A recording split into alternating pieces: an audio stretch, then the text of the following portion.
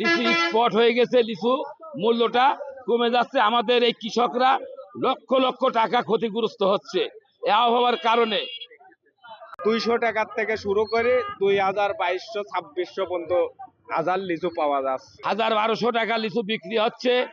বাজার এত নিচে কমের কারণ হলো একটা, সেটা হলো লিচুতে আবহাওয়ার কারণে, স্পট পড়ার কারণে লিচুর মূল্য অনেকটা কম বেশি হচ্ছে।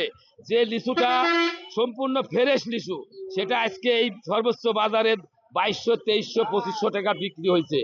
এবং যে লিচু আবহাওয়ার কারণে কৃষকদের যে ক্ষতি হচ্ছে, এই ক্ষতির কারণে সেই লিচুটা দাম তারা পাচ্ছে না। পুড়িয়ে যাবার কারণ হচ্ছে আবহাওয়ার কারণে, আর পুড়িয়ে যাবার কারণে গরিব মানুষেরা খুব সস্তায় লিচু কিনে খাতে পাচ্ছে এই বাজারে।